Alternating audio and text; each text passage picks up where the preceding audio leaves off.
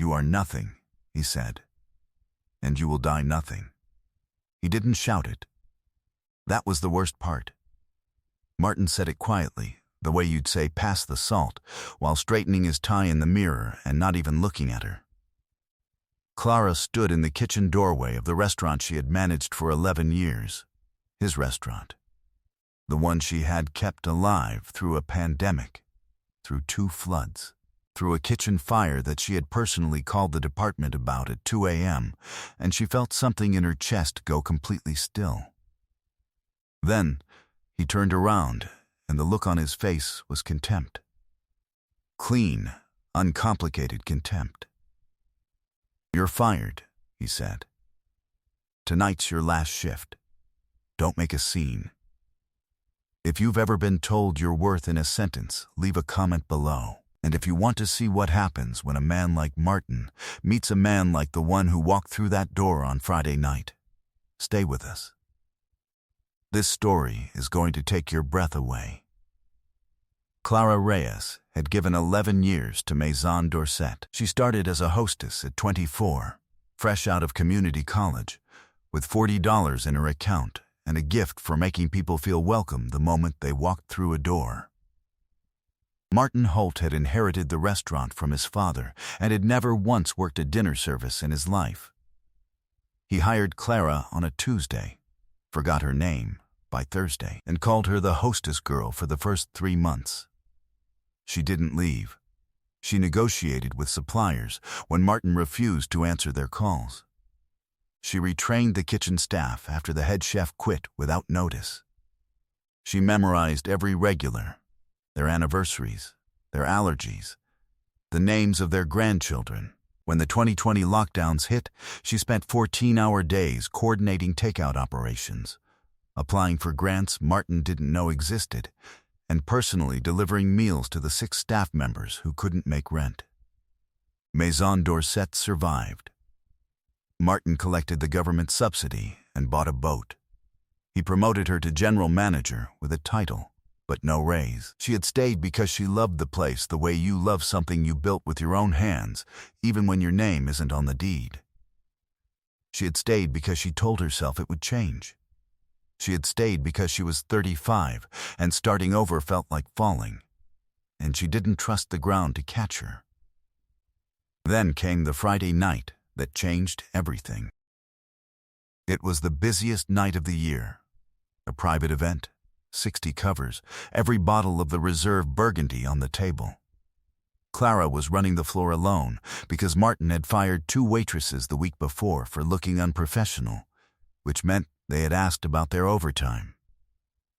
She was carrying a full tray, 4 glasses of the 2018 Cité de Nuits, blood red, $60 a pour, when the door swung open from the kitchen and caught her elbow. The tray tilted. She grabbed for it. She missed.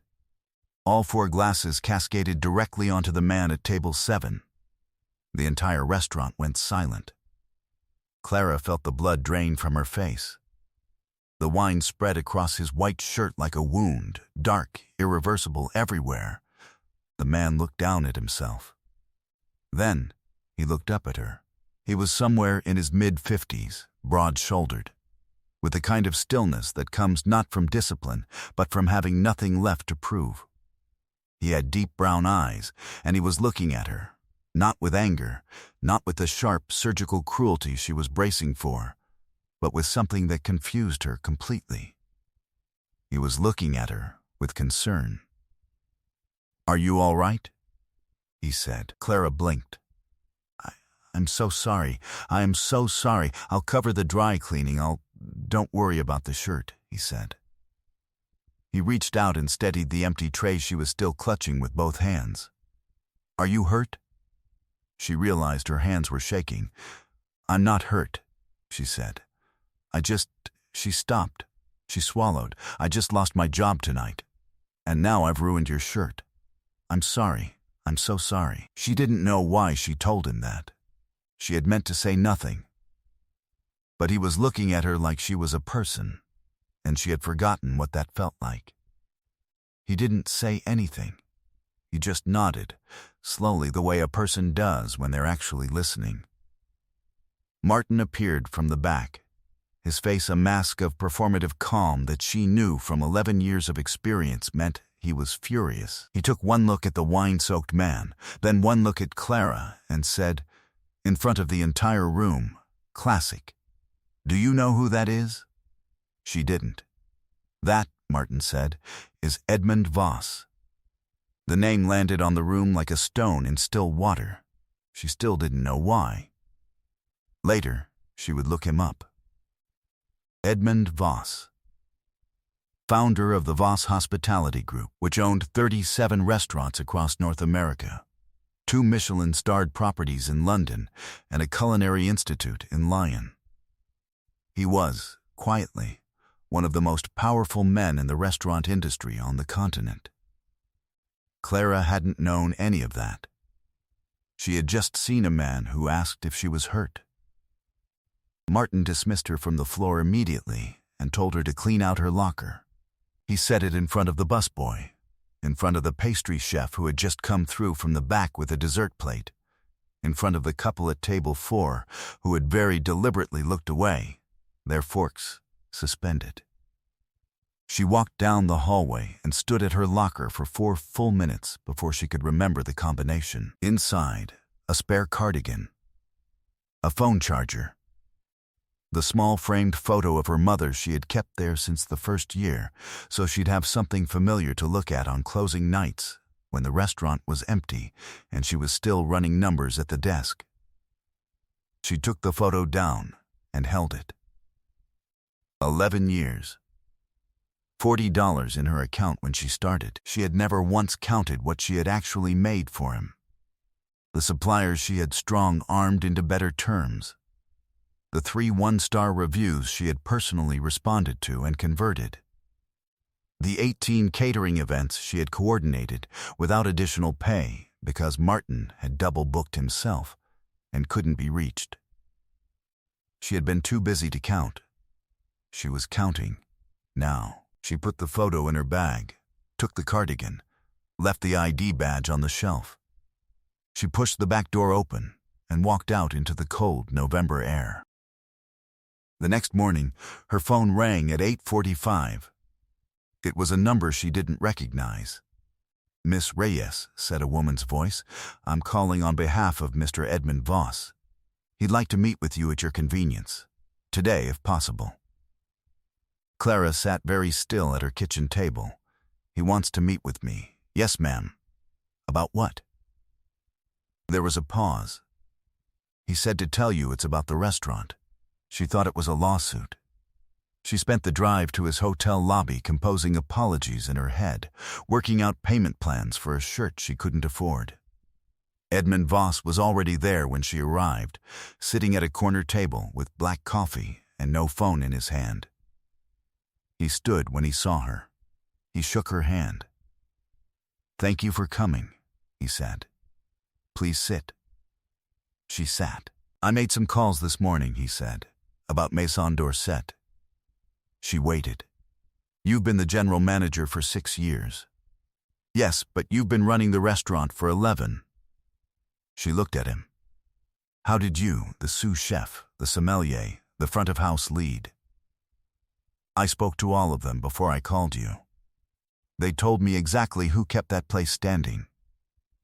He set down his coffee. "Martin Holt told me last night that he just let go of a liability. I wanted to know if that was true."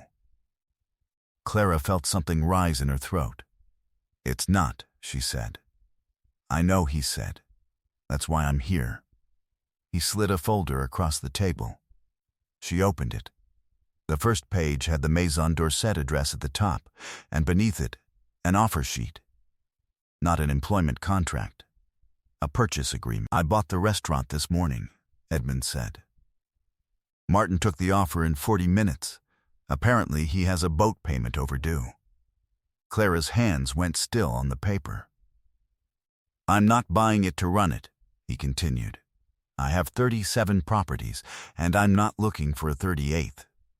I'm buying it because I spoke to a woman last night who built something she doesn't own.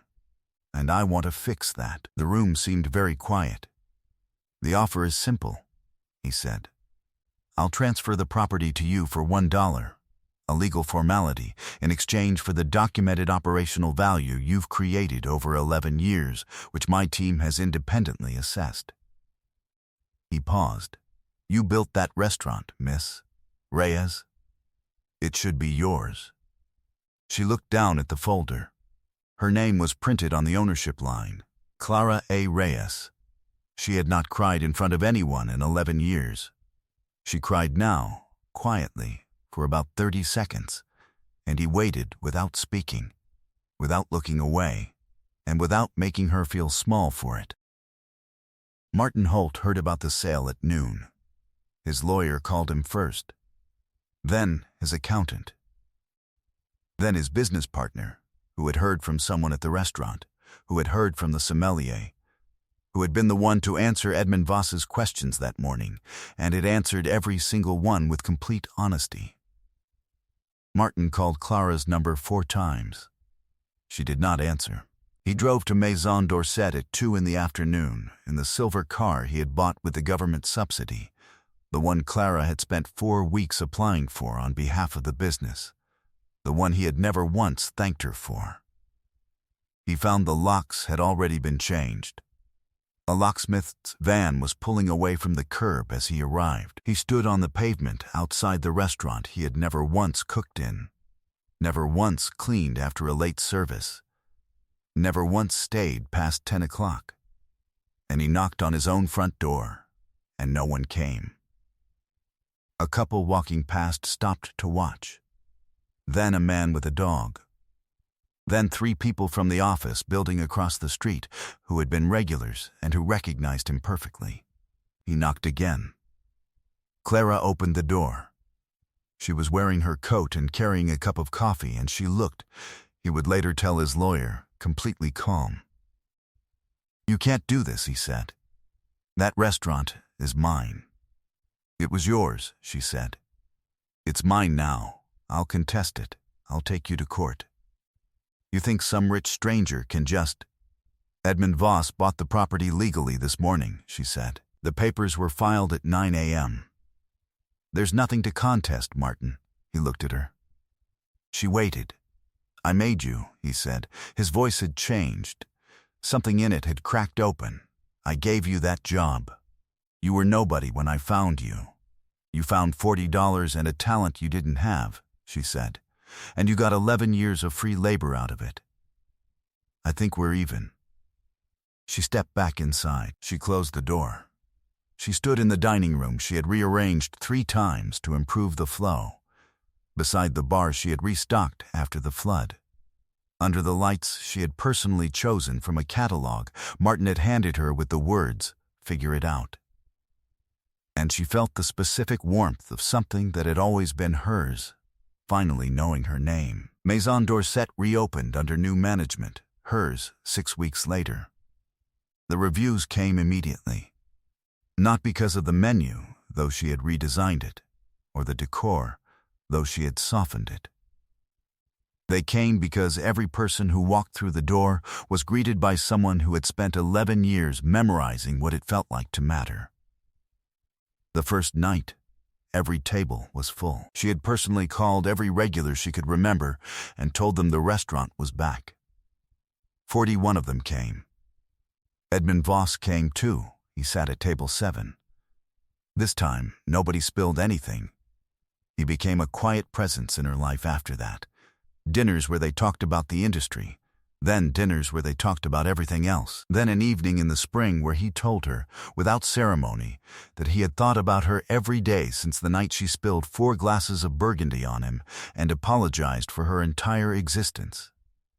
"You didn't have to do any of this," she told him. "The restaurant, the folder, any of it." "I know," he said. "I wanted to." She looked at him for a long moment. "Why?" He was quiet. "Then, because you asked if you were bleeding before you asked if I was angry. And I've spent a long time around people who only ever ask about the shirt." 2 years later, Maison d'Orsay was awarded a Bib Gourmand. Clara stood in the dining room at midnight after the announcement, surrounded by her staff, the sous chef, the sommelier, the front-of-house lead, who had answered Edmund's questions honestly and without hesitation. And she thought about the $40 and the 11 years and the man who had looked at her hands to check if she was hurt. Edmund was there. He was standing slightly to one side, watching her, the way a person watches something they're proud of, without needing any credit for it. She crossed the room to him. "Thank you," she said. "You did this," he said. "I know," she said. "I'm not thanking you for the restaurant." He smiled. She had learned by then that he smiled slowly, like something warming up. On a Tuesday morning the following April, in the dining room before service, her dining room, her morning light, her menu handwritten on a chalkboard she had chosen herself, Edmund Voss asked Clara Reyes to marry him. She said yes before he finished the sentence. They were married that September, in the garden of Maison d'Orsay, surrounded by the regulars who had come back the night she reopened, and the staff who had told the truth to a stranger on the phone, and the sommelier who had cried when he heard her name on the ownership papers. The following spring, she gave birth to twins, a boy and a girl, both loud, both healthy, both entirely convinced from the first hours of their lives that the world was a place that would hold them. Clara stood at the window of the hospital room with one of them asleep on her chest, the boy who had arrived first, loudly, and she watched the morning light come across the rooftops. She thought about the $40 she had started with. She thought about the combination she had forgotten in the hallway, the framed photo of her mother, the moment she had apologized to a stranger for her entire existence, and he had reached out and steadied the tray she was still holding. She thought, this is what it looks like when you stop accepting less than what you're worth. Not a revenge fantasy, not a grand gesture, just a life, fully yours, built carefully, defended quietly, handed finely to the people who deserve to stand in it. Some people mistake your silence for weakness. They mistake your patience for permission. They look at your hands holding their restaurant together and call you a liability, because the alternative, actually counting what they owe you, is more than they can carry. Let them be wrong. Let them knock on the door you've already changed the locks on. Let them stand on the pavement in their good shoes while you stand inside what is yours.